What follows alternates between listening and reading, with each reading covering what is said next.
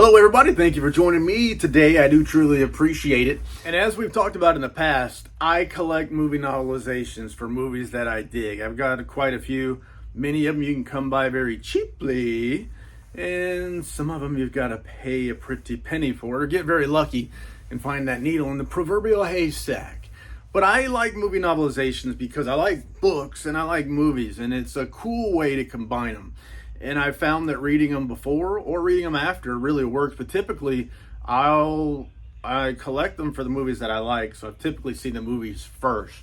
And I found that me reading a movie novelization after watching and enjoying a movie can be great in many different ways.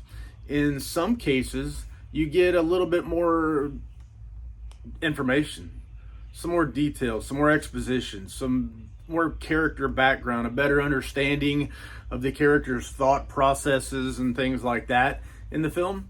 You get a little extra information, you get deleted scenes, so in some cases you get a better version of the movie with more information, more expanse, better understanding of things and people and motivations and stuff. In some cases you get a different story. You get either the story told differently, like in The Predator, where the Predator itself is a different kind of creature. The characters in the book were different people, different kinds of people, different physical descriptions, some different events that took place in the story. Or in other cases like Halloween, where you get a whole completely different extra scenes that explain backstories, whether it be good or bad. I guess ultimately it's neat stuff. Neat added information that might help explain stuff along the way. In some cases, you get pretty much dot for dot, word for word, beat for beat retelling of the story, which can also be fun for me. Experiencing the movie in a book in a slightly different way, but essentially the same story. And then in some cases, the authors go off the rails and they really muck it up, and it can still be very fun. Either way, it's been fun. I have not read a movie novelization yet where I thought that was a waste of time and that sucked, because I'm reading them for movies that I like. They're not always done amazingly. Some are better. I say that Terminator and Terminator 2 were better than the movies in both cases, and I love both movies. So for me, those are strong words, hard to say, but that's the case. So I enjoy movie novelizations, and I collect the ones for the movies that I like when I can. And it's always cool to be able to find new ones. And the friendly neighborhood mail lady has once again hooked a brother up. But I got a package in the mailbox from... This package came from Beyond Killer Games. And this is I'm showing you some books, and I'll show you some books right now. Movie novelizations, some really cool ones that I've gotten from this company, Beyond Killer Games. And I think they've had a name change. I think I've shown you these before, because the spines on some of these that I really dig, Stop the Killer. And the one that put them on my radar is something I had to have. Actually, it was this one. This was how I found out about them. Their hardcover, signed, limited edition version of Silent Night, Deadly Night. It's not numbered. It is limited. They made a few, and that was it. And you can get a signed book plate and stick it in there. And then the next one that I found out about, which I just had to have, is one of my all-time favorite horror films of the genre. I guess you might call it an early slasher. I don't know. Black Christmas. I love that one. Armando Muñoz wrote both of these, and I reckon Armando Muñoz is working closely with Beyond Killer Games. The name must have changed, something like that. But I subscribe to the newsletters.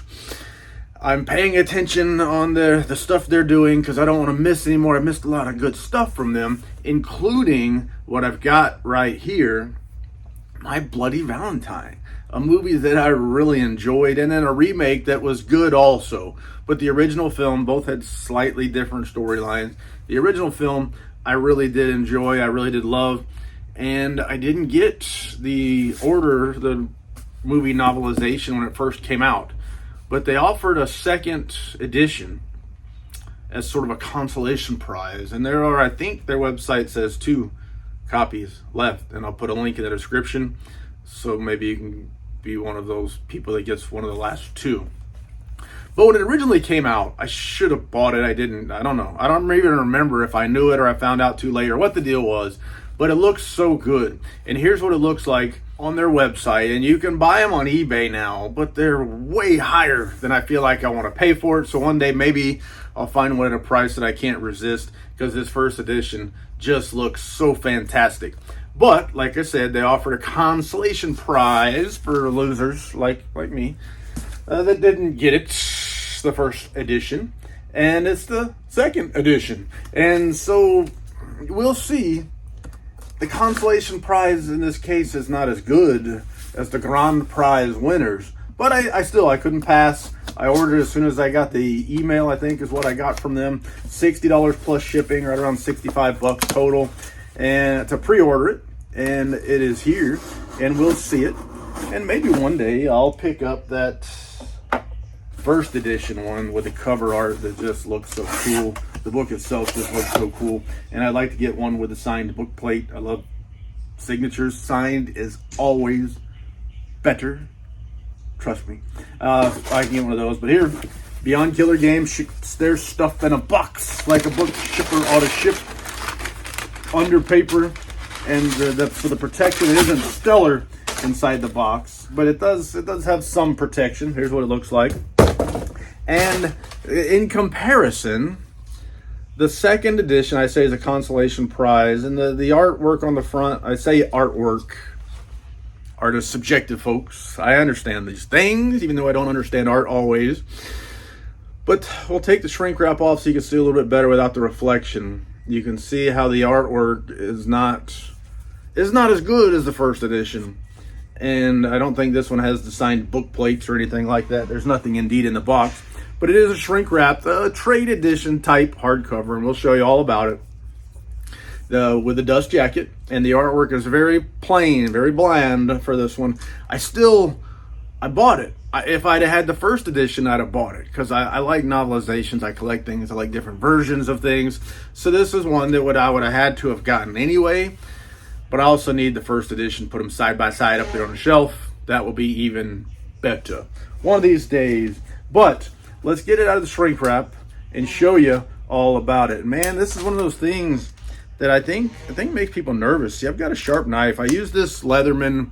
What is it? This Leatherman Wingman. I use it a lot as a tool, and I'll sharpen this end half of this blade probably every week because I use it a lot, and it's sharp. And I keep it sharp because I use it. It doesn't really hold an edge that great, so I'm always having to hone it. But I got this sharp blade so close to this book. I just told you I paid $65 with shipping dollars-ish for it. And I don't want to damage the book, and this kind of thing might make you, or might make some, nervous. But it doesn't make me nervous at all, because I've got a foolproof method. And that method is, it's a technique really. The technique is, you cut the plastic, you don't cut the book. And so I got that part covered, which is nice. Take it from me. If you follow my instructions, you will not have any issues with that. Well, let's get this plastic off, which I did cut, and show you the glossy, shiny. The cover is about as shiny as the book was. You can see my reflection in my phone here. iPhone, this is Outlaw Video. High quality productions here with the greatest of equipment. But there's our cover. Very, very simple artwork based on the 1981 original motion picture. Armando Muñoz, authored, forward by director George Mahalka. It's fantastic stuff. I love these companies now that are doing these movie novelizations. And well, the spine, see, the spine's a little bit different. I showed you these here, how the spine had the Stop the Killer Games on it. Well, that's gone now. And on the back, you see Beyond Killer Games, which is what I reckon what they're calling it now. Artwork by Gary Poulin, Ghoulish, GaryPoulin.com. So there we go, a little bit different. And we'll just show you the back of the book there. And so what it says, The Ballad of Harry Warden, music and lyrics by Paul Zaza. Once upon a time, on a sad Valentine, in a place known as Hanniger Mine, a legend began. Every woman and man would always remember the time. And those who remained were never the same. You could see the fear in their eyes. Once every year, as the 14th draws near, there's a hush all over the town. For the legend, they say, on a Valentine's Day is a curse that'll live on, and no one will know as the years come and go of the horror from a long time ago. There we go. So let me take this dust jacket off and show you what else there is to see. All stretched out, shiny. Look at here. Read fast. So really cool, and a great movie for its type, one that I really enjoyed. February 14th, 1960, the coastal mining town of Valentine Bluffs suffered a tragic mine explosion, trapping 20 workers in their rubble for weeks. Only one man, having desperately resorted to cannibalism, survived. His name was Harry Warden. On the 1-year anniversary of the explosion, Harry brutally murdered the supervisors whose negligence led to the fateful tragedy when they left their posts early to attend the town's famous Valentine's Day celebration.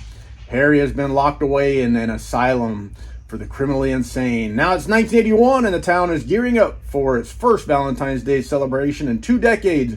Decorations line the streets and roses are flying off the shelves when the town mayor receives a box of candy containing a gruesome warning.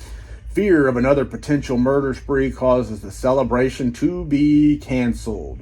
For the locals, too young to remember their town's dark past and too old to be afraid of ghost stories, they defy the mayor's decree and hold their own private Valentine's Day gathering. But a killer has decided to crash their party. As the beer flows, so too will the blood. Yeah, and I dug this movie. I was a late comer to the My Bloody Valentine franchise, oeuvre, whatever you call it, the movie. I probably didn't watch My Bloody Valentine. I want to say I probably saw it for the first time. Oh man, it probably would have been in around the time that I don't know. I probably would have been around 2004 or 2005, and I really enjoyed the movie. I love the atmosphere of it. It's slightly different. Takes you back in time a little bit. It's almost got a very 70s feel. As an early 80s movie, I guess that would track. But the book itself, showed you the dust jacket. I'll put it that. Showed you the dust jacket, almost like the boards themselves. This library binding where you have I guess it would be a case laminated cover with a dust jacket. I like it. And you got colored end papers. Overall, the book will be essentially a trade edition hardcover book. So it's good paper. It's not this fancy Hanamule Bugra or anything like that, but it's good, solid paper. Feels good.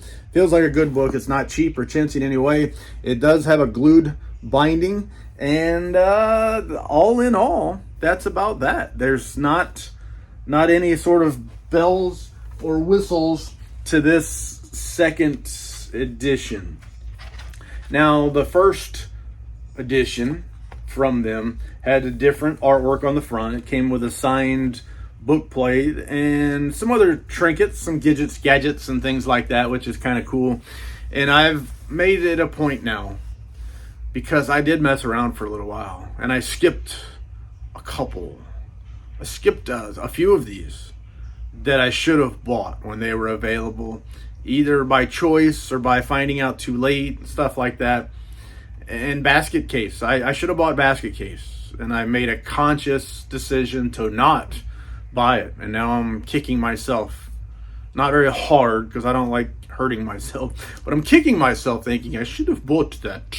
And so, paying close attention, I'm committing to you, my friends, I will be buying the junk that they're putting out. Unless it's a movie that I truly dislike.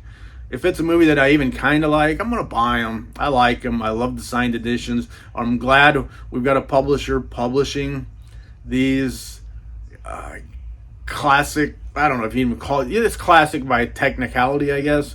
But this era, 70s and 80s, these horror, slasher, cultish, campy-ish kinds of movies, novelizations, In most cases getting new work, in some cases perhaps not, but Armando Muñoz on board. Really glad to have that going on too, so I want to support it.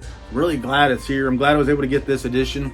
I really want to get the first edition, but I don't want to get my pants pulled down over the price. With that being said, I can think of no more lies to tell. So thank you for your time. I do truly appreciate it. And say la vie, baby.